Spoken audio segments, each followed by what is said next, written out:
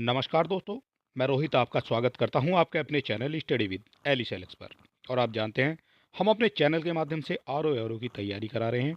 और इसी कड़ी में आगे जुड़ते हुए हमारा आज का एक और इम्पोर्टेंट वीडियो हो जाएगा, और ये हो जाएगा जनगणना एवं नगरीकरण से। और इसमें आपको 2011 की जनगणना मिल जाती है। और इस वीडियो का एक पार्ट हमने पहले ही जो है अपने चैनल पर अपलोड कर रखा है। अगर आपने वो नहीं देखा है तो आप उसको देख सकते हैं। और बात करेंगे इसके क्वेश्चन के बारे में। पहला क्वेश्चन देख लेते हैं हमारा क्या हो जाता है। पहली वीडियो में हमने 52 क्वेश्चन करा दिए हैं, और आज का जो हमारा क्वेश्चन हो जाएगा ये हो जाएगा 53। भारत में 2011 की जनगणना के अनुसार निम्नांकित राज्यों में से किसमें महिला साक्षरता दर सबसे कम है। सबसे कम हो जाएगी महिला साक्षरता दर, वो कौन सा राज्य हो जाएगा ये आपको बताना है। तो ये हो जाता है राजस्थान। राजस्थान में जो है महिला साक्षरता दर सबसे कम हो जाती है। और कितनी हो जाती है ये भी हम जो है आपको दिखाने की कोशिश करेंगे। ये हो जाती है स्त्री साक्षरता वाले शीर्ष राज्य और केंद्र शासित प्रदेश। जो शीर्ष राज्य में कौन कौन से हो जाते हैं, केरल हो जाता है जिसमें महिला साक्षरता हो जाती है 92.1%। ठीक है, यहाँ से आप देख सकते हैं, ये ही आपसे पूछे जा सकते हैं, सबसे लोअर और सबसे अपर। ठीक है, सबसे कम वाली और सबसे ज़्यादा वाली आपसे पूछी जाएगी, इसके अलावा आपसे कुछ नहीं पूछा जाएगा।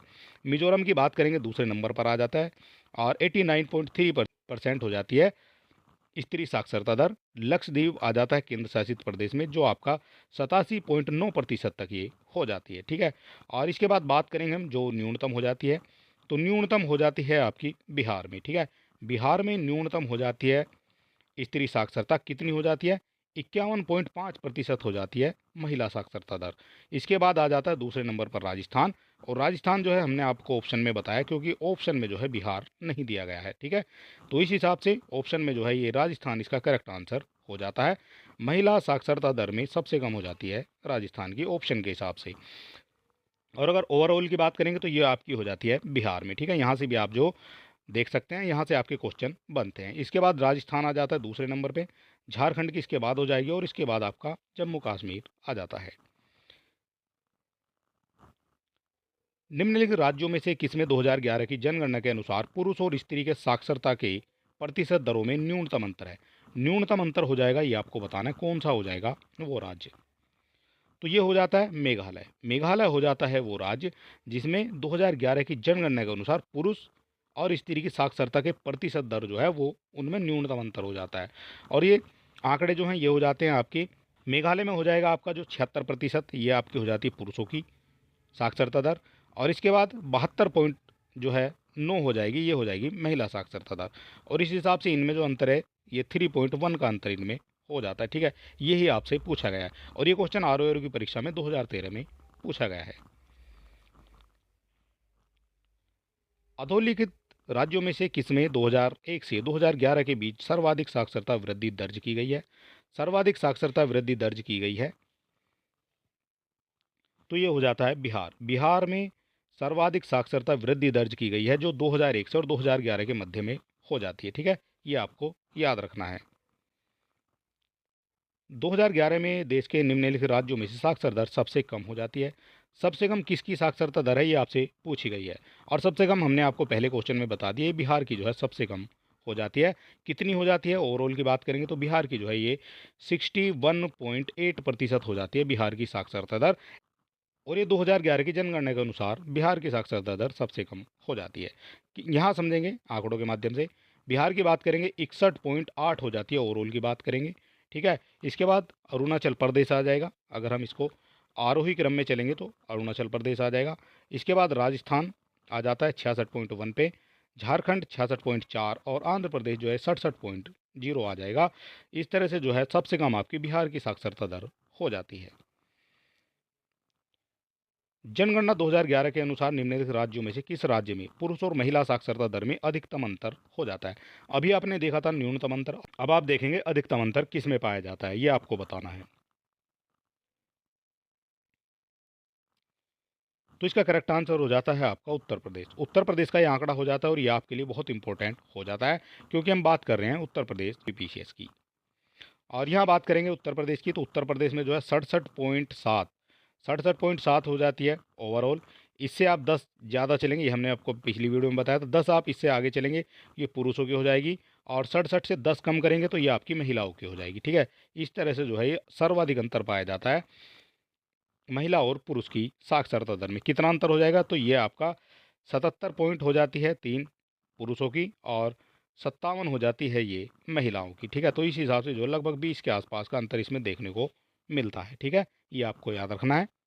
भारत में अंग्रेजों के समय में प्रथम जनगणना हुई थी। अंग्रेजों के समय में प्रथम जनगणना हो जाती है तो ये हो जाती है लॉर्ड मेयो के काल में। और ये कब हो जाती है, ये 1872 में हो जाती है लॉर्ड मेयो के काल में।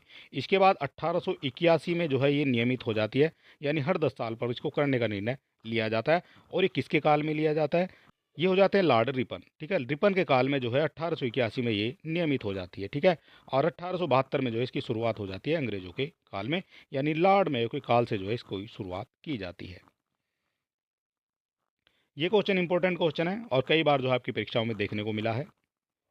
निम्नलिखित जनगणना वर्षों में किसे भारत के जननांकीय इतिहास में महान विभाजक वर्ष के रूप में जाना जाता है। यह एग्जामिनर का फेवरेट क्वेश्चन है और बार बार आपकी परीक्षा में दिया जाता है। महान विभाजक वर्ष के रूप में किसको जाना जाता है, तो ये हो जाता है 1921। 1921 को महान विभाजक वर्ष के रूप में जाना जाता है। राष्ट्रीय जनसंख्या नीति 2000 का लक्ष्य है जनसंख्या को स्थिर स्थिति पर ला देना। कब तक जो है स्थिर स्थिति तक लाना है, तो ये हो जाता है 2045। 2045 तक केंद्र सरकार ने अपनी ये जनसंख्या नीति की घोषणा की है। 15 फरवरी 2000 को ये घोषणा की थी केंद्र सरकार ने कि ठीक है कि 2045 तक स्थिर जनसंख्या लानी है। निम्नलिखित राज्यों में किसे भारत की जनगणना 2011 में अनुसूचित जनजाति के लोगों की संख्या सर्वाधिक हो जाती है। अनुसूचित जनजाति के लोगों की संख्या सर्वाधिक है, ये किस राज्य में हो जाती है, तो ये हो जाता है मध्य प्रदेश। मध्य प्रदेश में आपकी जो है अनुसूचित जनजाति की संख्या सर्वाधिक हो जाती है 2011 की जनगणना के अनुसार। 2011 की जनगणना के अनुसार अनुसूचित जनजाति के संदर्भ में निम्नलिखित राज्यों का आरोही क्रम आपसे पूछा गया है। आरोही यानी बढ़ते क्रम की हम बात करेंगे, कौन सा हो जाएगा बढ़ता क्रम। तो बढ़ते क्रम के लिए हमें सबसे पहले चाहिए जिसकी सबसे कम हो जाएगी और इसके बाद जिसकी सबसे ज़्यादा हो जाएगी, ये हमें दो चाहिए। तो ये हो जाता है अरुणाचल प्रदेश। अरुणाचल प्रदेश में जो है अनुसूचित जनजाति का प्रतिशत बहुत ही कम हो जाता है। इसके बाद आपका मिजोरम आ जाता है, मिजोरम में से ज़्यादा हो जाएगी। इसके बाद नागालैंड और मेघालय। ठीक है, इस तरह से जो है आपका करेक्ट आंसर हो जाता है डी। और ये क्वेश्चन जो है आर की परीक्षा में ही पूछा गया है 2021 में। 2011 की जनगणना के अनुसार भारत के निम्नलिखित राज्यों में से कौन सर्वाधिक जनसंख्या वाला राज्य हो जाता है। कौन हो जाएगा जो सर्वाधिक जनसंख्या जिसकी हो जाएगी वो आपको बताना है। तो ये हो जाता है उत्तर प्रदेश। उत्तर प्रदेश की जनसंख्या सर्वाधिक हो जाती है 2011 की जनगणना के अनुसार।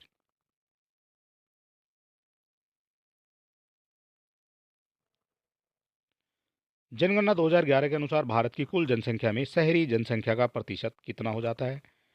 भारत की कुल जनसंख्या में शहरी प्रतिशत आपसे पूछा गया है कितना हो जाएगा, तो ये हो जाता है 30-32 के बीच में शहरी जनसंख्या हो जाती है भारत में।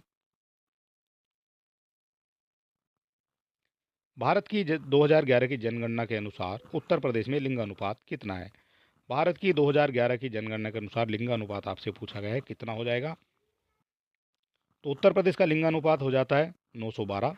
912 लिंगानुपात हो जाता है 2011 की जनगणना के अनुसार उत्तर प्रदेश का। और अगर पूरे भारत की बात करेंगे तो पूरे भारत का जो है 2011 की जनगणना के अनुसार ये हो जाता है 943। ठीक है, ये भी आपको याद रखना है, यहाँ से भी आपके क्वेश्चन पूछे जाते हैं। भारत में जनसंख्या में 10 की वृद्धि सर्वाधिक रही है। 10 की वृद्धि सर्वाधिक रही है, तो ये हो जाती है 1961 और 71 के दौरान में जनसंख्या में 10 की वृद्धि सर्वाधिक हो जाती है। और ये वो क्वेश्चन है जो एज इट इज उठाकर आपसे पूछ लिए जाते हैं। जनगणना 2011 के अनुसार भारत की सकल प्रजननता दर जो है ये कितनी हो जाएगी। 2011 के अनुसार पूछी गई है सकल प्रजननता दर, तो ये हो जाती है 2.4। 2 पॉइंट हो जाती है प्रजननता दर 2011 की जनगणना के अनुसार। और अगर आप चैनल पर नए हैं तो आप हमारे चैनल को सब्सक्राइब कर सकते हैं, वीडियो को अपने दोस्तों में भी शेयर कर सकते हैं। हमें मोटिवेट करने के लिए एक लाइक भी आप कर सकते हैं। और इसकी फ्री पीडीएफ पाने के लिए आप हमारे टेलीग्राम और व्हाट्सअप दोनों चैनल से जुड़ सकते हैं। दोनों के लिंक आपको डिस्क्रिप्शन में मिल जाएंगे। और इससे पहले आप आर की तैयारी कर रहे हैं और आप हमारे चैनल पर विजिट करेंगे, वहाँ आपको टॉपिक वाइज सभी वीडियो मिल जाएंगे। वर्ष 2001 से 11 के दौरान जनसंख्या की 10 की वृद्धि दर सर्वाधिक रही है। 2001 से और 11 के दौरान जनसंख्या की जो 10 की वृद्धि वो सर्वाधिक रही है, वो कौन सा राज्य हो जाएगा? तो ये हो जाता है बिहार। बिहार में 2001 और 11 के दौरान जनसंख्या की 10 की वृद्धि सर्वाधिक हो जाती है। भारत में दशक 2001 और 11 में जनसंख्या वृद्धि की दर थी, कितनी हो जाती है 2001 से और 11 के बीच में जनसंख्या की वृद्धि दर? तो ये हो जाती है 17.6। ठीक है, 17.6 हो जाती है। और ये क्वेश्चन भी एग्जामिनर का फेवरेट क्वेश्चन हो जाता है। एग्जामिनर बार बार जो है इसी क्वेश्चन को पूछते रहते हैं। भारत के निम्नलिखित 4 राज्यों को उनके नगरीकरण के स्तर पर जनगणना 2011 के आधार पर अवरोही क्रम में व्यवस्थित कीजिए। अवरोही क्रम में व्यवस्थित करना है, कौन कौन सा हो जाएगा? अवरोही क्रम यानी घटता क्रम आपको बताना है। तो सबसे ज़्यादा जो आपका नगरीकरण हो जाएगा ये आपका गोवा में हो जाता है, ये आपको याद रखना है। गोवा में हो जाता है 62.2%। ठीक है, इसके बाद बात करेंगे मिजोरम की, तो मिजोरम में आपका हो जाता है 52.1%। 52.1% हो जाता है मिजोरम में नगरीकरण। इसके बाद आपका तमिलनाडु आ जाता है। तमिलनाडु में 48.4% जो है नगरीकरण हो जाता है। और केरल की बात करेंगे तो केरल में आपका आ जाता है 47.7%। ठीक है, ये नगरीकरण की स्थिति हो जाती है।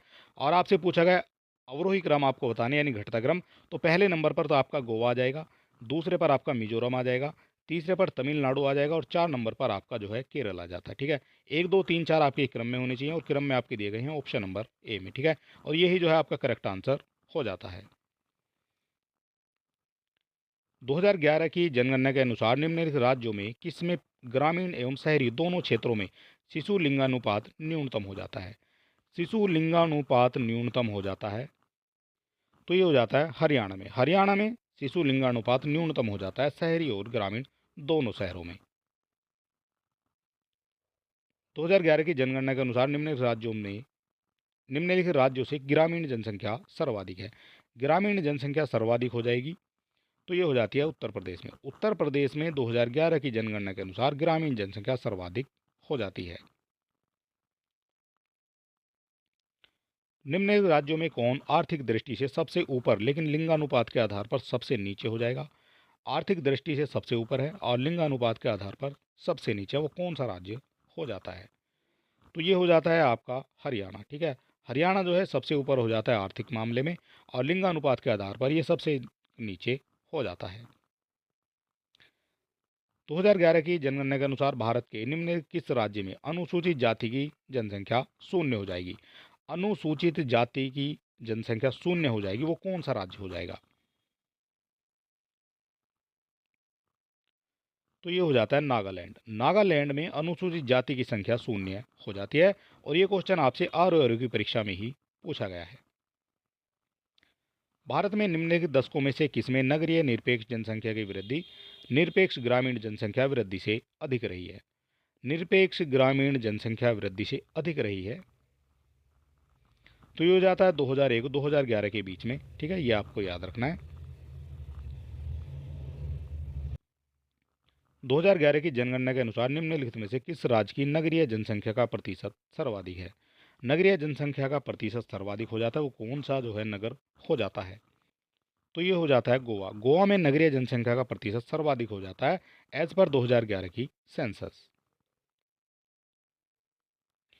भारत की जनसंख्या के बारे में निम्नलिखित में से कौन सा कथन असत्य हो जाएगा? असत्य आपसे पूछा गया है, तो इनमें से असत्य हो जाता है आपका अधिकांश जनजातीय आबादी गंगा सिंधु के मैदान में संकेंद्रित है, ये आपका हो जाता है असत्य। बाकी भारत विश्व का दूसरा अधिक आबादी वाला देश है, तो ये जो है करेक्ट हो जाता है।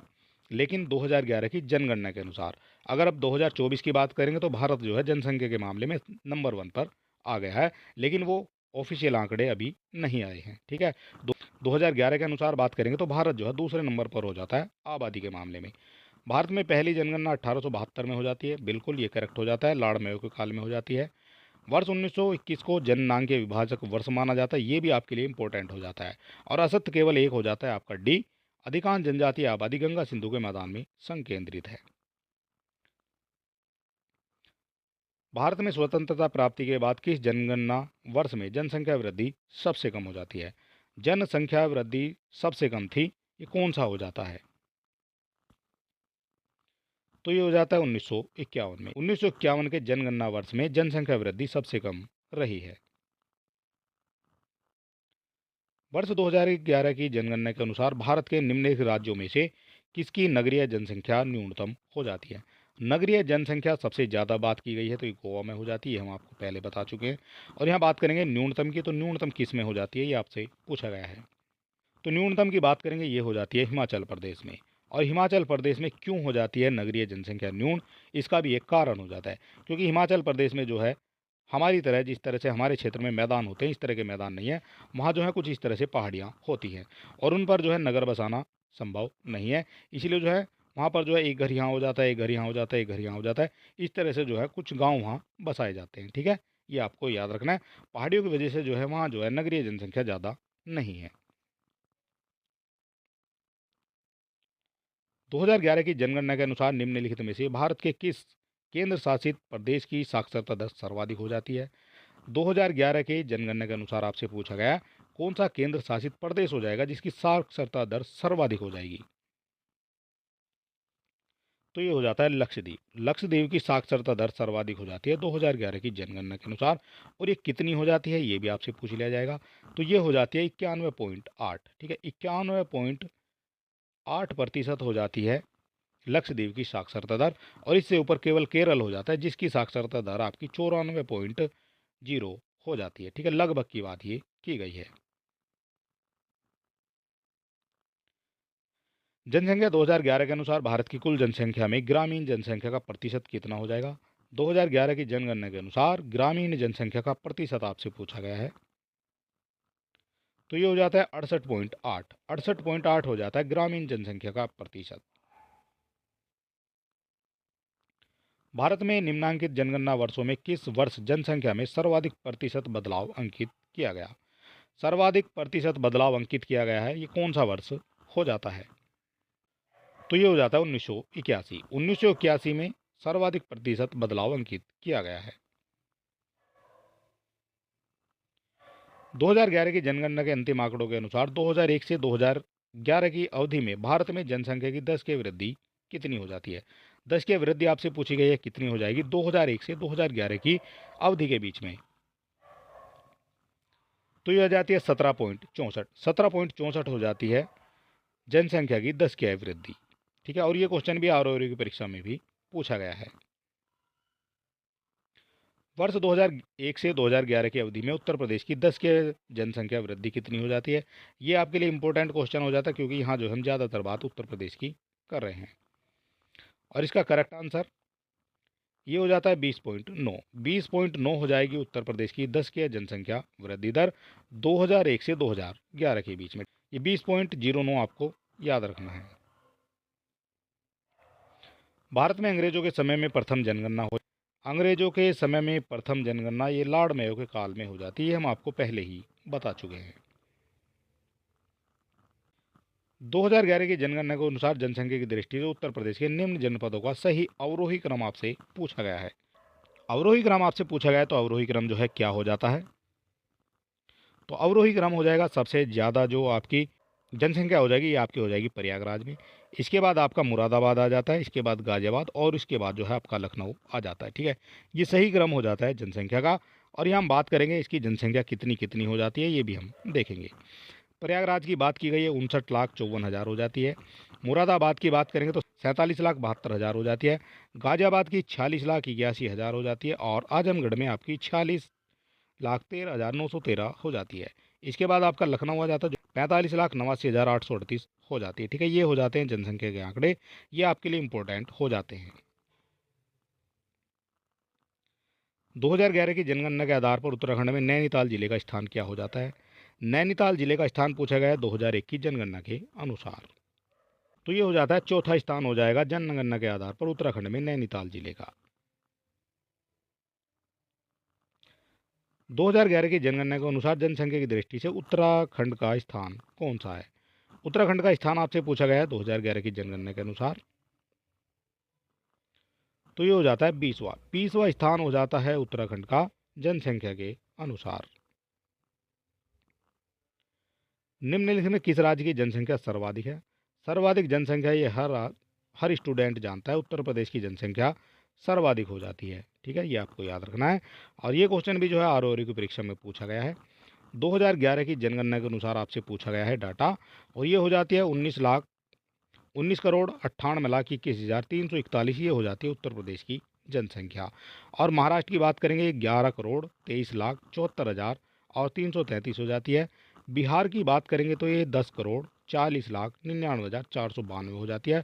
इसके बाद आपका 4 नंबर पर गुजरात आ जाता है। ठीक है, इसके बाद आपका गुजरात की बात करेंगे तो गुजरात की हो जाती है 6,04,39,692, ये हो जाती है। ठीक है, इस तरह से आपसे पूछ गया सबसे ज़्यादा, तो उत्तर प्रदेश जो है सबसे ज़्यादा जनसंख्या में हो जाता है।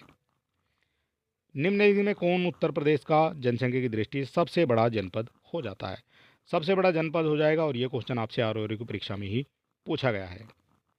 तो सबसे बड़े जनपद की बात की गई, ये आपका हो जाता है प्रयागराज। प्रयागराज जिसको आप इलाहाबाद के नाम से पहले जानते थे। 2011 में देश के निम्नलिखित राज्यों में से साक्षरता दर सबसे कम हो जाती है। सबसे कम साक्षरता दर 2011 की जनगणना के अनुसार हो जाएगी, तो ये हो जाती है बिहार की। बिहार की साक्षरता दर सबसे कम हो जाती है 2011 की जनगणना के अनुसार। कितनी हो जाती है, ये आंकड़ा भी आपको याद रखना है, 61.8% हो जाती है। ठीक है, ये आपको याद रखना है। और यहाँ जो है ये दिखाया गया है 61.8। अरुणाचल प्रदेश की 65.4 हो जाएगी, राजस्थान की 66.1 हो जाएगी, झारखंड की 66.4 हो जाएगी, और आंध्र प्रदेश की 67 पॉइंट हो जाएगी। ठीक है, ये आपको याद रखना है।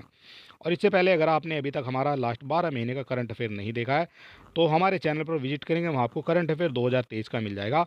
और ये जनवरी से दिसंबर तक की मैराथन क्लास हो जाती है, जिसमें आपको पिछले 12 माह का संपूर्ण करंट अफेयर मिल जाता है। और इसमें 250 से लगभग 300 के आसपास तक आपको क्वेश्चन मिल जाते हैं। सारे क्वेश्चन आपकी परीक्षा की दृष्टि से इंपॉर्टेंट हो जाते हैं। निम्नलिखित राज्यों में किसे निम्नलिखित राज्यों में किसमें 2011 की जनगणना के अनुसार पुरुषों और स्त्री के साक्षरता के प्रतिशत दरों में न्यूनतम अंतर हो जाता है? न्यूनतम अंतर आपसे पूछा गया है स्त्री और पुरुषों की साक्षरता की प्रतिशत दर में।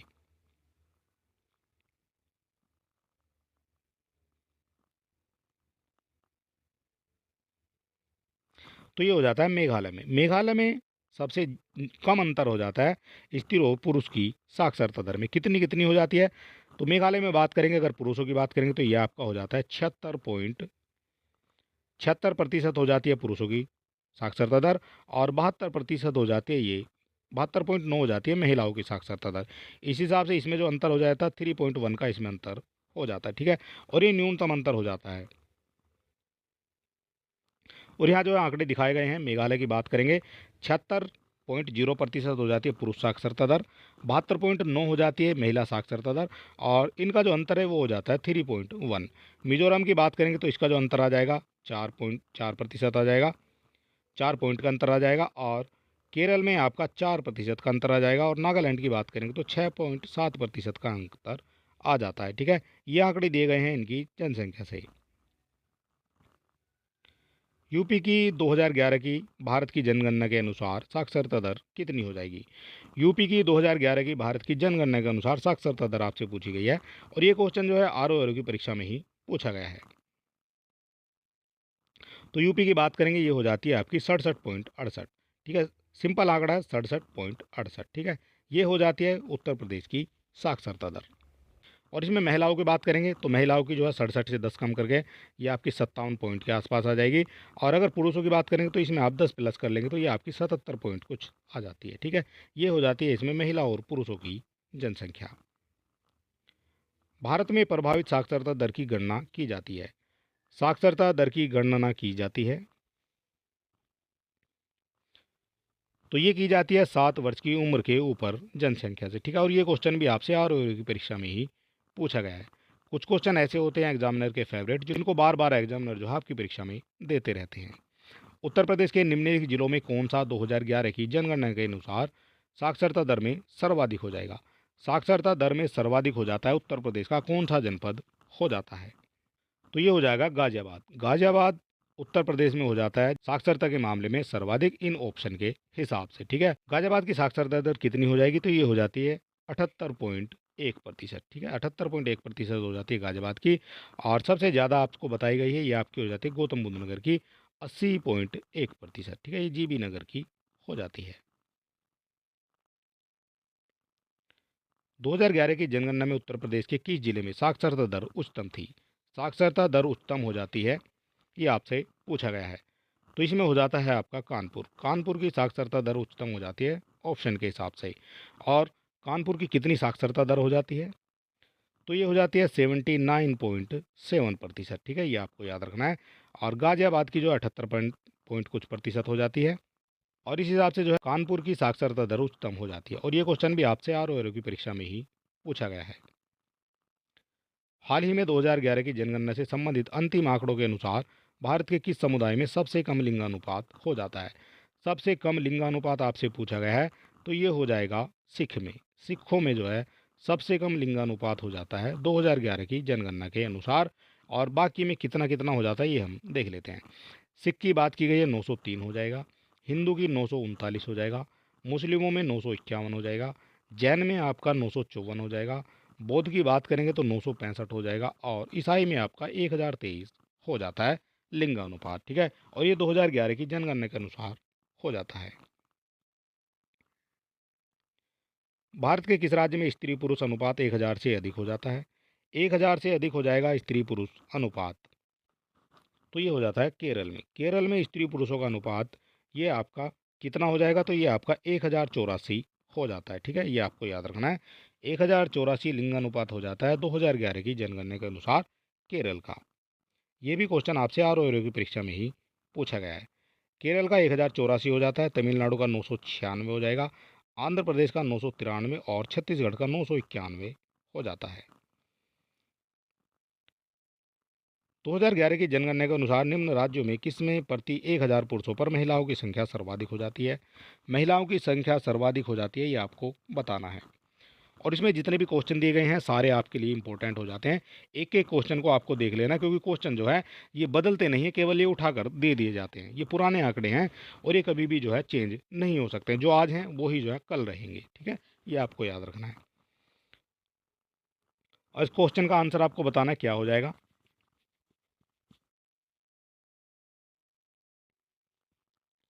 इसका करेक्ट आंसर हो जाता है आपका केरल। केरल में प्रति 1000 पुरुषों पर महिलाओं की संख्या सर्वाधिक हो जाती है। निम्नलिखित में किस राज्य में वर्ष 2011 में जनसंख्या घनत्व सबसे कम हो जाता है? जनसंख्या घनत्व सबसे कम हो जाता है, कौन सा हो जाएगा ये आपको बताना है। तो ये हो जाता है राजस्थान में। राजस्थान में जनसंख्या घनत्व सबसे कम हो जाता है 2011 की जनगणना के अनुसार। निम्नांकित विषयों में से कौन सा विषय जनसंख्या एवं मानव जाति के महत्वपूर्ण आंकड़े के अध्ययन से संबंधित हो जाता है? मानव जाति के महत्वपूर्ण आंकड़ों के अध्ययन से संबंधित हो जाता है, वो कौन सा हो जाएगा? तो ये हो जाता है जनांकीय। जननांकीय हो जाता है, यानी इसको इसको आप डेमोग्राफी के नाम से भी जानते हैं। ठीक है, डेमोग्राफी इसको आप कह सकते हैं। और इसके अंतर्गत जो है मानव जनसंख्या और उसके क्षेत्र में पाए जाने वाले विभिन्न मानव प्रजातियों के संबंध का अध्ययन किया जाता है। ठीक है, इसको जननांकीय कह सकते हैं या आपका डेमोग्राफी भी कह सकते हैं। जनगणना 2011 के अनुरूप निम्नांकित उत्तर प्रदेश के जिलों में किस क्षेत्र में ग्रामीण क्षेत्र में रहने वाले लोगों की संख्या अधिकतम हो जाएगी? अधिकतम ग्रामीण जनसंख्या उत्तर प्रदेश के किस जिले में हो जाती है, ये इससे पूछा गया है। तो ये हो जाती है इलाहाबाद में। इलाहाबाद में जो है सबसे अधिक ग्रामीण क्षेत्र में रहने वाले लोगों की संख्या हो जाती है। ठीक है, ये आपको याद रखना है। वर्ष 2011 की जनगणना के अनुसार ग्रामीण जनसंख्या का सबसे अधिक अनुपात किस राज्य में हो जाता है? सबसे अधिक अनुपात आपसे पूछा गया किस राज्य में हो जाएगा? तो ये हो जाता है हिमाचल प्रदेश में। ग्रामीण जनसंख्या का सर्वाधिक अधिक अनुपात ये आपका हिमाचल प्रदेश में हो जाता है। और हिमाचल प्रदेश में लगभग 90% जो आबादी है आपकी ग्रामीण हो जाती है। ठीक है, ये आपको याद रखना है। उत्तर प्रदेश के निम्नलिखित जिलों का भौगोलिक क्षेत्रफल की दृष्टि से सही अवरोही प्रक्रम क्या हो जाएगा? सही अवरोही क्रम आपसे पूछा गया है, क्या हो जाता है?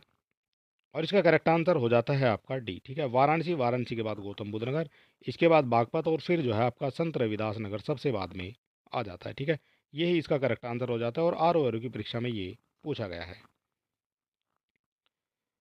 और अगर आप चैनल पर नए हैं तो आप हमारे चैनल को सब्सक्राइब कर सकते हैं, वीडियो को अपने दोस्तों में भी शेयर कर सकते हैं, और हमें मोटिवेट करने के लिए एक लाइक भी आप कर सकते हैं।